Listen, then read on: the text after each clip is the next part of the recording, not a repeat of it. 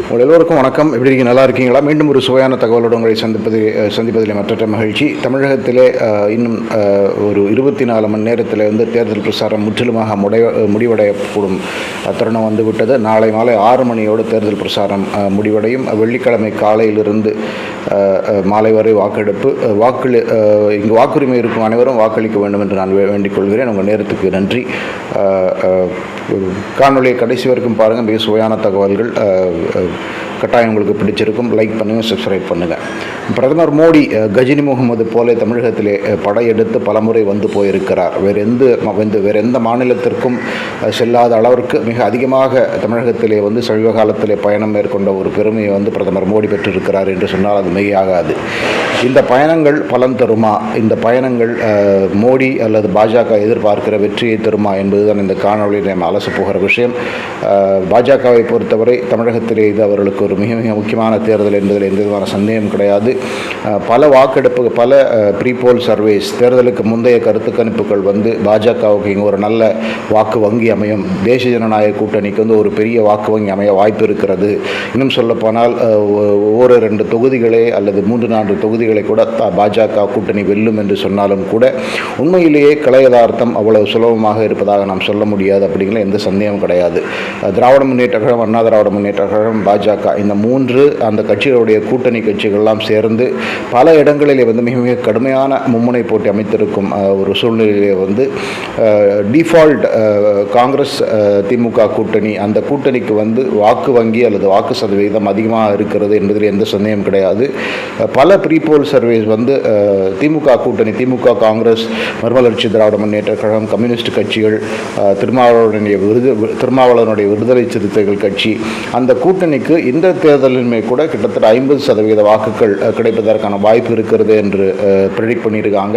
இது ஒரு மிகப்பெரிய ஆச்சரியமும் கூட. அதாவது கடந்த நாடாளுமன்ற தேர்தலிலே 2019 நாடாளுமன்ற தேர்தலிலே திராவிட முன்னேற்ற கழக கூட்டணி கிட்டத்தட்ட 55% வாக்குகளை பல தொகுதிகளில் பெற்றிருந்த காரணத்தினாலே அன்றைக்கு அவர்கள் தமிழகத்தில் உள்ள 39 தொகுதிகளில் 38 தொகுதிகளில் பெருவெற்றி பெற்றிருந்தார்கள். அப்படிங்கிறது எல்லோரும் அறிந்ததே.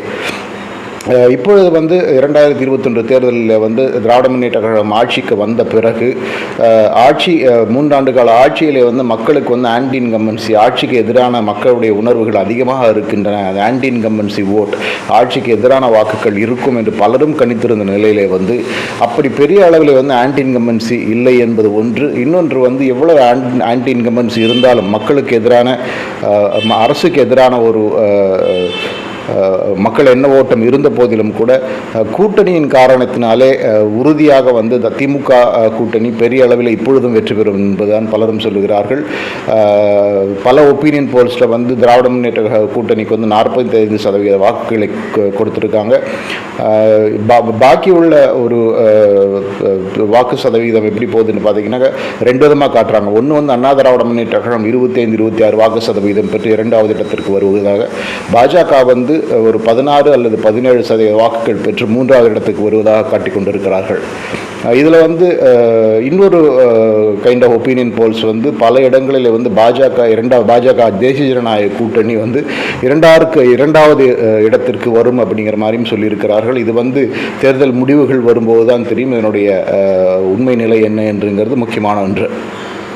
ஆனால் அதிமுகவுக்கும் பாஜகவும் இது ஒரு மிக முக்கியமான தேர்தல் அப்படிங்கிற எந்த விதமான சந்தேகம் கிடையாது. அதிமுகவை பொறுத்தவரை இந்த தேர்தலில் அவர்கள் ஒருவேளை 20%க்கும் குறைவான வாக்கு வங்கியை பெற்றுவிட்டால் அந்த கட்சியினுடைய எதிர்காலம், குறிப்பாக எடப்பாடி பழனிசாமி தலைமையிலே அந்த கட்சி எப்படி இனி முன்னோக்கி செல்லும், இனி எப்படி சட்டமன்ற தேர்தலை அணுகும் என்பதில் பெரிய சவால்கள் இருக்கும் என்பது சந்தேகமில்லை. அதே வேளையில் பாஜகவை பொறுத்தவரை அவர்கள் 20% வாக்கு சதவீதத்தெல்லாம் தொட்டுவிட்டால் அப்புறம் இங்கே பாஜகவுடைய பெரிய வளர்ச்சியை தடுப்பதற்கு எந்த சக்தியும் இருக்காது என்று பலரும் சொல்லுகிறார்கள். இந்த அடிப்படை சாராம்சத்திலே தான் மோடி கிட்டத்தட்ட ஒரு கடந்த 100 நாட்களிலே 8 முறை தமிழகத்துக்கு பிரயாணம் செய்திருக்கிறார் என்று ஒரு தகவல் தெரிவிக்கிறது. முதலில் ஜனவரி 22ஆம் தேதி ராமஜென்ம பூமியிலே அந்த கோயிலுடைய கும்பாபிஷேகத்திற்கு முன்னர் தமிழகத்திலே பெரிய கோயில்களான ஸ்ரீரங்கம் கோயில் மற்றும் ராமேஸ்வரன் கோயிலுக்கு பிரதமர் வழிபட்டு சென்றார். அங்கு தொடங்கி நேற்றைக்கு தமிழகத்திலே வந்து அம்பாசமுத்திரம், திருநெல்வேலி போன்ற இடங்களிலே வந்து பிரசாரம் மேற்கொண்டு திரும்பியது வரை கிட்டத்தட்ட 3-4 மாத காலத்திலே வந்து 7-8 முறை பிரதமர் வந்து போயிருக்கிறார். அதிலே வந்து ஒரு 5-6 முறை வந்து தேர்தல் பிரச்சாரத்திற்காக வந்து போயிருக்கிறார் என்பது இங்கே மிக முக்கியமான தகவல்.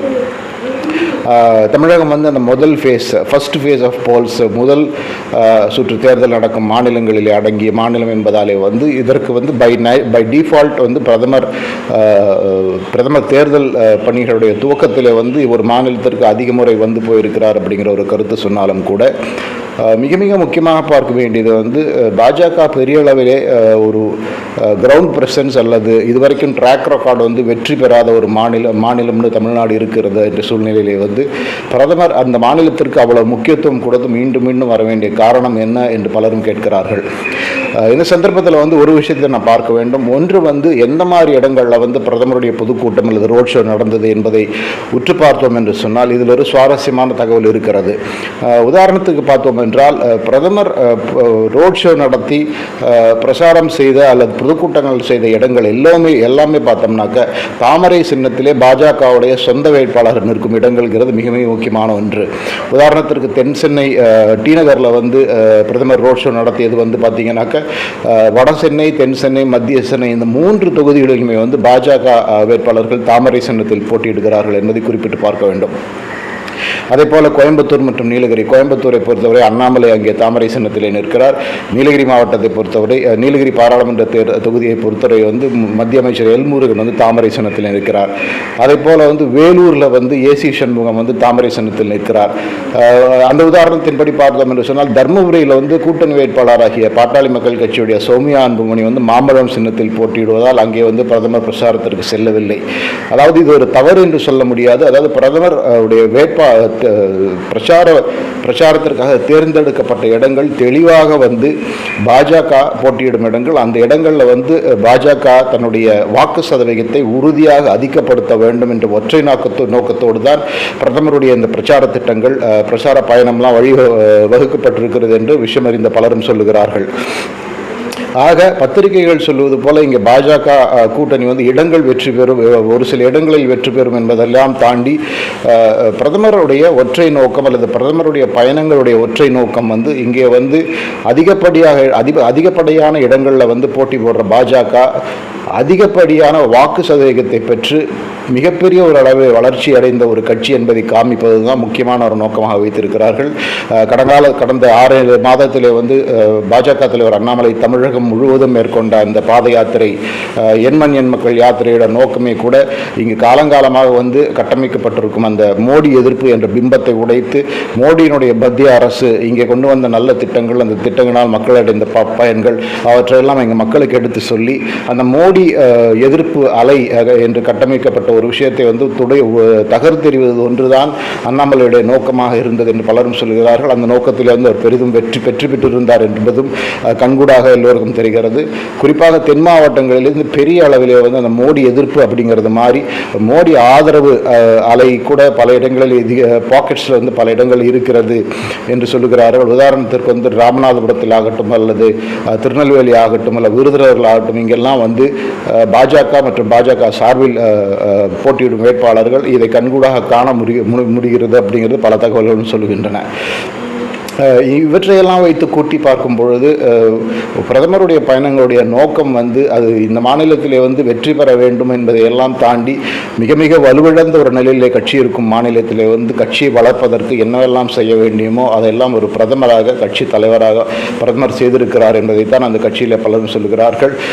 அண்ணாமலையுடைய தரப்பினரும் கூட இதை தெளிவாக எடுத்து சொல்லுகிறார்கள். அதாவது பாஜக என்ற கட்சியை பொறுத்தவரை அவருடைய திட்டமே எப்படின்னு பார்த்தீங்கன்னாக்க அவங்க வலுவாக இருக்கும் மாநிலத்தில் வந்து பெரிதாக பிரச்சாரங்களை கட்டமைக்க மாட்டார்கள். அதாவது மத்திய பிரதேசம் ஆகட்டும் அல்ல உத்தரப்பிரதேசம் ஆகட்டும் அல்ல பீகார் ஆகட்டும் அங்கெல்லாம் பார்த்தீங்கன்னாக்கா பெரிய அளவில் வந்து பிரதமருடைய பயணங்கள் அதிகமாக இருக்காது. அதே போல் வந்து அவங்க எங்கெல்லாம் அவங்க வந்து வீக்காக இருக்காங்களோ எங்கெல்லாம் அவங்களுக்கு வந்து பெரிய அளவில் ஒரு கடுமையான போட்டி இருக்கிறதோ அங்கெல்லாம் தான் அவங்க தலைவர்கள் பிரச்சாரம் செய்வாங்க.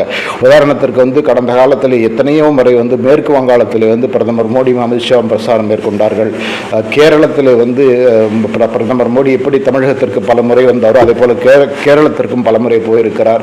இந்த மாதிரி வந்து எங்கெல்லாம் அவர்கள் வந்து வலுவிழந்த நிலையில் இருக்கிறார்களோ, வளர வேண்டிய ஒரு சூழ்நிலை நிர்பந்தம் இருக்கிறதோ அங்கெல்லாம் வந்து திட்டமிட்டு போவதுதான் பாஜகவுடைய பிரச்சார தந்திரம். அதுதான் அவருடைய லாங் டேர்ம் growth பிளான் என்பதை தெளிவாக பலரும் சொல்லுகிறார்கள். இந்த நோக்கத்தின் அடிப்படையில், இந்த திட்டத்தின் அடிப்படையில் தான் பிரதமர் கடந்த 100 நாட்களில் வந்து 6-7 முறை இங்கு வந்து பிரச்சாரம் மேற்கொண்டார் என்பது மிக மிக முக்கியமான ஒரு தகவல். ஆக இடங்களை வெல்கிறார்களோ இல்லையோ, ஒன்று இதுகாரம் வரை அவர்கள் நோட்டா கட்சி என்று கிட்டத்தட்ட எல்லோரும் கிண்டல் அடித்துக் கொண்டிருந்த சூழ்நிலையில் இருந்த கட்சி ஒருவேளை வந்து 10% அல்லது 15% வாக்குகளை வெல்லுமானால் அதுவே வந்து ஒன்று அந்த பிரதமர் மோடியை எதிர்த்து இங்கு இருக்கும் அலைங்கிறது முற்றிலுமாக துடைத்து எரியப்பட்டுவது என்பது ஆகும்.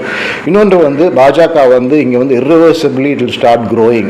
10% 15% வாக்குகளை அடைந்துவிட்டால் அதற்கப்புறம் வந்து ஒரு டிசைசிவ் ஃபோர்ஸாக, ஒரு உறுதியான ஒரு 3வது அணியாக, அந்த 3வது அணிந்து தமிழகத்தில் 2026 சட்டமன்ற தேர்தலில் வந்து ஒரு மிகப்பெரிய ஒரு சவாலான ஒரு 3வது அணியாக மாறும். இங்குள்ள ஆட்சியாளர்கள் மற்றும் பிரதான எதிர்க்கட்சியான அண்ணா திராவிட முன்னேற்ற கழகம் அது ஒரு பெரிய தலைவலியாக மாறக்கூடும் என்பதில் பலரும் தெளிவாக சொல்லியிருக்கிறார்கள். அந்த திசையை நோக்கித்தான் பிரதமருடைய இந்த பயணங்கள்லாம் திட்டமிக்கப்பட்டிருக்கின்றன.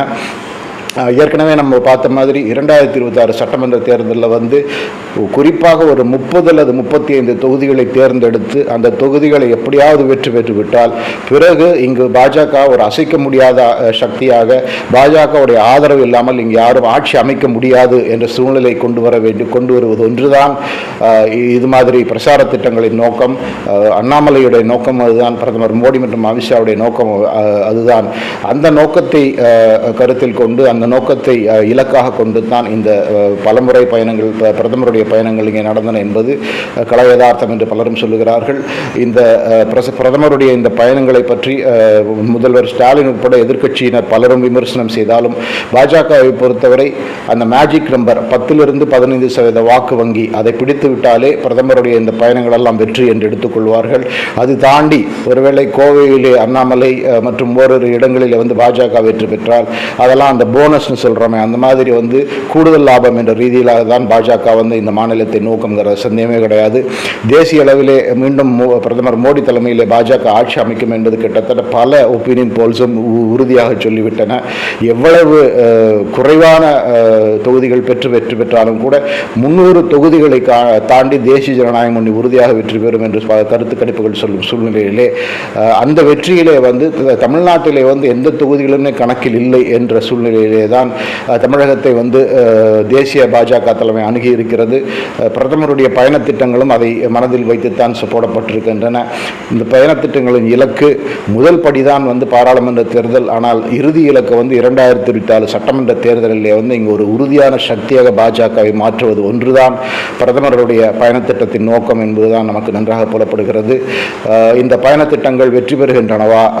எல்லோரும் பரிகாசம் செய்யும், அதாவது முகமது கஜினி போல பலமுறை படையெடுத்து போயிருக்கிறார் பிரதமர் என்று எல்லோரும் கிண்டல் செய்வது, அதை தாண்டி இந்த பிரதமருடைய பயணங்கள், பிரதமர் மோடியுடைய பயணங்களுடைய அந்த லட்சியம் நிறைவேறுமா இல்லையா என்பதை ஜூன் 4 தேர்தல் முடிவுகள் காட்டிக் கொடுக்கும் என்பதில் எந்த சந்தேகம் இல்லை. இந்த தகவலை உங்களோடு பகிர்ந்து கொள்ளத்தான் வந்துகின்றேன். உங்கள் நேரத்துக்கு மிக்க நன்றி. மீண்டும் ஒரு முறை நான் வேறொரு தகவலோடு உங்களை சந்திக்கிறேன். இந்த சேனல் பிடித்திருந்தால் சப்ஸ்கிரைப் பண்ணுங்க. மீண்டும் விரைவில் நான் உங்களை சந்திக்கிறேன். மிக்க நன்றி.